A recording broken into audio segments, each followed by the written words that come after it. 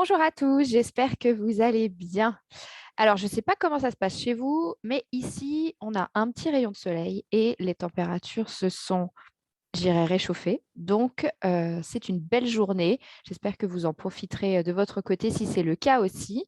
Mais d'abord, aujourd'hui, avant de profiter et de prendre l'air, j'avais envie de vous parler de la méthode de planification que je vous ai présentée la semaine dernière. Alors, j'ai eu quelques retours de votre part me disant que c'était un peu difficile, que c'était trop ceci, pas assez cela, euh, et que du coup, vous aviez du mal à la mettre en place. Alors déjà, je voulais vous déculpabiliser complètement. C'est pas grave, c'est normal. Ça prend un petit peu de temps de prendre de nouvelles habitudes et de nouveaux modes de fonctionnement. Donc, soyez compatissants et patients avec vous. C'est normal. La mise en route n'est jamais forcément innée. Donc, il faut continuer d'essayer. Faites le point à chaque fois en fin de semaine sur ce qui a été et ce qui a moins été sur votre planification, votre organisation, et voyez comment vous pouvez changer pour la semaine suivante. Il faut continuer de tâtonner pour trouver votre équilibre. D'accord? Pour certains, une méthode ou du moins un type d'organisation fonctionnera mieux que pour d'autres et chacun a la sienne. D'accord? Euh, il y a des éléments de la méthode que vous allez peut-être préférer à d'autres, que vous allez choisir de mettre en place ou pas. C'est pas grave. Ici, on ne cherche pas la perfection. D'ailleurs, la perfection, de toute façon, déjà, ça n'existe pas. Et surtout, ce qu'il faut que vous cherchiez, c'est ce qui est parfait pour vous. D'accord? Ce n'est pas la méthode appliquée à la lettre. Il faut que ce soit parfait et quitte à vous épuiser à le faire et que ça ne colle pas à vous, votre façon de vivre et que ça ne vous convienne pas. Au contraire, vous devez continuer de tâtonner, trouver les ajustements qui vous plaisent, qui vous conviennent et que vous soyez bien.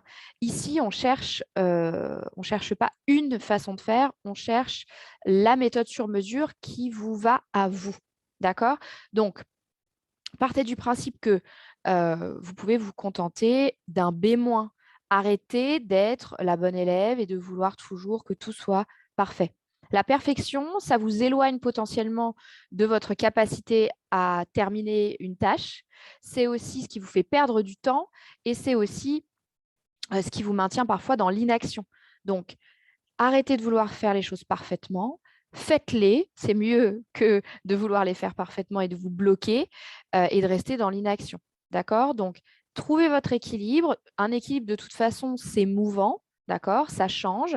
Parfois, ça va marcher pendant 3-4 mois et la planification que vous aurez mis en place sera parfaite. Et puis, pouf, il y aura des changements dans votre vie. Il faudra à nouveau trouver des ajustements. C'est pas grave. Le tout, c'est de trouver votre façon de faire et ce qui vous convient le mieux. Je voulais aussi vous partager 3 tips supplémentaires que je n'avais pas forcément évoqués dans la présentation de la semaine dernière et qui peut-être vous seraient utiles. Donc, la première chose que je voulais vous dire, c'est que les appels, les emails, les notifications ou même quelqu'un qui sonne à la porte, quand vous êtes sur un temps de concentration, quand vous êtes sur vos heures, vos 2 heures de focus time, euh, ce n'est pas une urgence. Vous n'avez pas besoin de vous ruer sur la porte d'entrée si ça sonne, si vous n'avez pas envie d'ouvrir la porte. Vous n'êtes pas obligé de vous ruer sur votre téléphone dès qu'il y a un petit écran qui s'allume ou une petite notification qui arrive. Vous n'avez pas besoin de décrocher en permanence. C'est pas grave. Les emails, c'est pareil. À chaque fois que vous avez un pop-up sur votre écran, ça ne veut pas dire qu'il faut le traiter tout de suite. D'accord? Les urgences d'aujourd'hui n'en sont pas. Vous n'allez pas, le monde ne va pas s'arrêter de tourner si vous ne décrochez pas votre téléphone, si vous n'ouvrez pas la porte ou si vous ne répondez pas à l'email qui vient d'arriver dans votre boîte. C'est OK. Restez concentré sur ce que vous devez faire et gérez ensuite sur un temps bien défini les appels qui sont nécessaires. Si vraiment, vraiment c'est urgent, genre si ça saigne partout ou je ne sais quoi, ou s'il y a vraiment quelque chose de grave, vous serez rappelé à nouveau. Et à vous de définir pour vous dans quelle mesure vous considérez que c'est une urgence. Est-ce qu'au bout de 2 appels, c'est une urgence? Est-ce qu'au bout de 3 appels, c'est une urgence? C'est à vous de définir cela. D'accord? Donc, pas de panique, le monde ne va pas s'écrouler si vous ne répondez pas à votre téléphone. Donc, lâchez-le 2 secondes, concentrez-vous sur ce que vous faites, allez jusqu'au bout et reprenez ensuite votre téléphone pour rappeler les personnes qui vous auront appelé si vous considérez que c'est important. D'accord? Plan numéro 2, enfin du moins tips numéro 2, prévoyez des horaires, dans la continuité de ce que je disais sur les emails, prévoyez des horaires de consultation de vos emails. S'il faut, faites-le plusieurs fois par jour. Moi, par exemple, au travail, je l'organise au moins 3 fois dans la journée. Une fois le matin quand j'arrive, une fois après déjeuner et une fois le soir avant de partir. Prévoyez vos plages horaires. Comme ça, vous êtes certain de pouvoir traiter ce qu'il y a à traiter ou du moins trier à défaut de pouvoir les traiter tous dans la journée, vos emails. Et ne vous ruez pas à chaque fois que vous avez votre pop-up sur la boîte. Ça ne sert à rien. D'ailleurs, si vous pouvez les supprimer, supprimez-les. Et comme ça, vous consultez vos emails quand c'est le moment pour vous d'y répondre. D'accord? Ça fait que vous distraire en fait de ce que vous êtes en train de faire et ça vous fait perdre du temps. Vous êtes du coup moins efficace. C'est vrai que quand on reçoit les emails, qu'on se dit OK, je saute dessus, je réponds tout de suite, etc. On a ce sentiment d'être hyper efficace, d'être hyper rapide et d'apporter des solutions tout de suite aux personnes qui nous écrivent. C'est pas indispensable. Vous pouvez vous mettre une deadline de traitement des emails de 24 à 48 heures, selon votre métier, évidemment, selon ce que vous faites.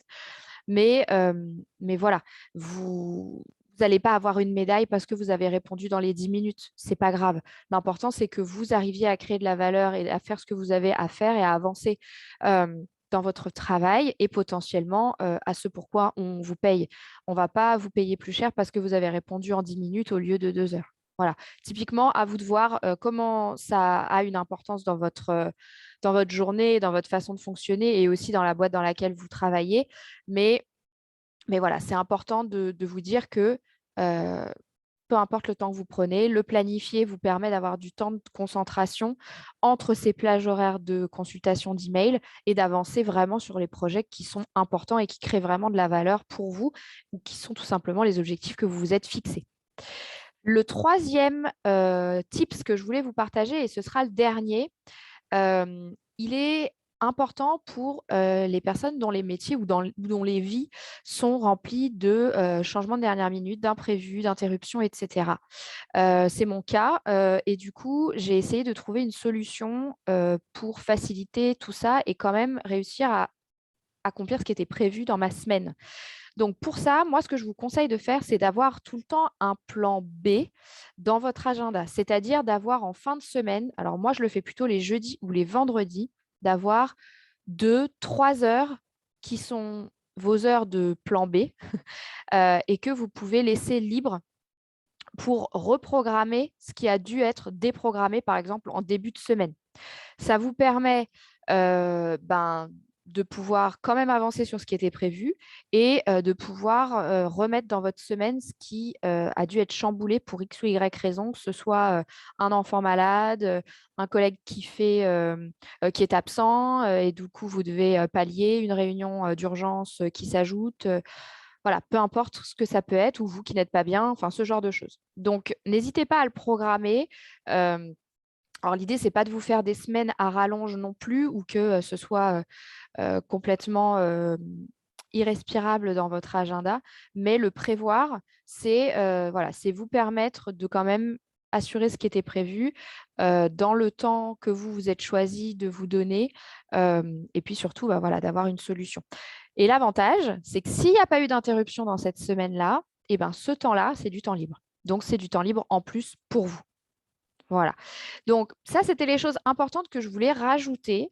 Donc, à vous de voir comment ça peut vous être utile. Et si ça peut vous être utile, moi, je vous ai donné plusieurs ingrédients pour faire votre propre recette de planification. À vous de voir ce que vous préférez mettre dedans et ce qui vous est utile. Donc, ne vous découragez pas, continuez d'essayer, tâtonnez pour voir ce qui fonctionne pour vous, ce qui vous permet de trouver, vous, votre équilibre et d'avoir autant de temps qu'il est important pour vous en termes de temps libre ou de temps avec vos proches, du temps efficace au travail pour avancer sur les objectifs qui vous ont été fixés et aussi du temps en parallèle pour avancer sur ce que vous trouvez important et sur vos objectifs perso à vous. Voilà, et ben écoutez, je termine pour aujourd'hui. Je vais vous laisser profiter de ce joli dimanche ensoleillé et je vous souhaite à tous une bonne journée et je vous dis à la semaine prochaine. Bonne journée.